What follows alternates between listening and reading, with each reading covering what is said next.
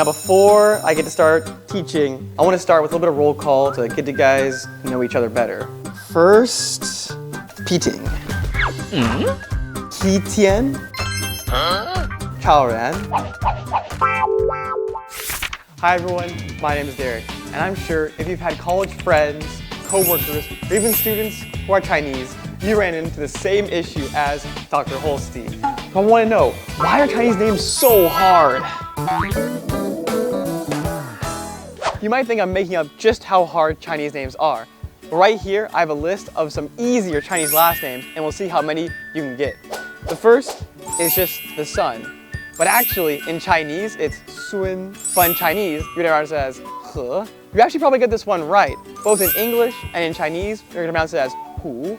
But actually, in a phone call, it might be really confusing. Hello, is Mr. Hu there? Who is talking?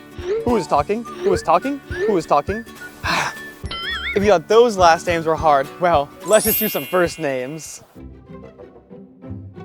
Right now, my director has given me a little test to see if I get all these Chinese first names on my first try. And kind of like before with the X's, before I say something like Zimeng, there's not really an ENG sound in English either, but in Chinese it's actually Ximeng. Finally, I'm not saying this in English. If you can read this, I'm still not saying it, which is a shame because it's actually a beautiful name in Chinese. You can say it as Shi Ting, not as the English one, please. Why are Chinese names so hard?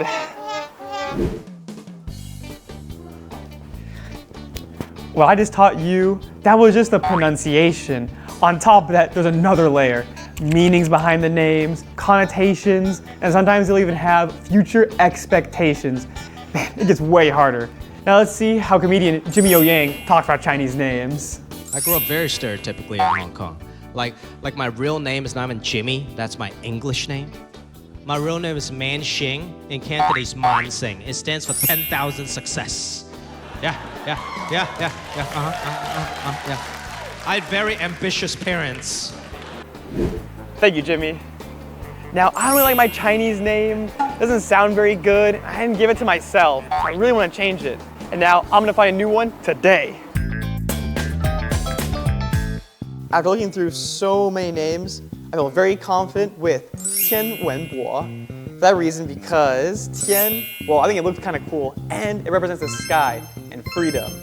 Wen means literature, and although that's not important, Bo means to have really large knowledge. Just like the new name that I gave myself, Chinese names will have good connotations and put good expectations on their children for the future. For example, one of the most common new names would be Zihan. Zi means kid, and Han would mean like wide or broad. So you can kind of interpret it as person can be a bigger person, have a wide range of knowledge, or be very broad. Another one would be Yu Xin.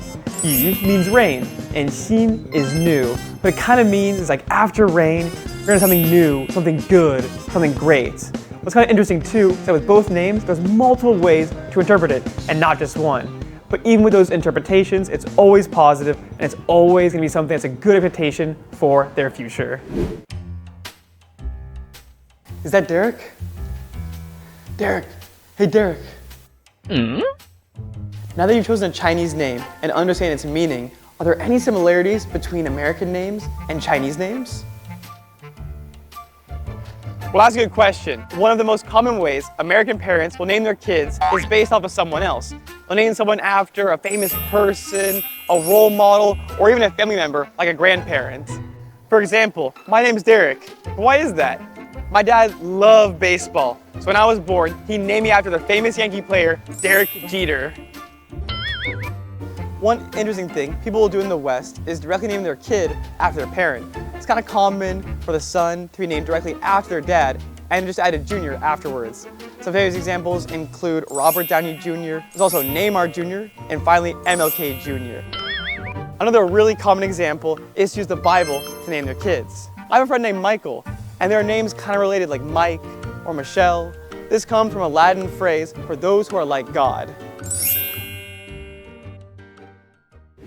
Whether it's a Chinese name or a Western name, both places high expectations on the person. In the Chinese way, it is used by adjectives and beautiful meanings, while the Western way is more direct by naming something after someone very famous. But it doesn't matter, with either name, we both hope that the child will live up to the expectations put upon it. Now that's all for today's episode on Different Yet Same. We hope you had a good time and learned something about Chinese culture. Now I'll see you in the next one. Bye.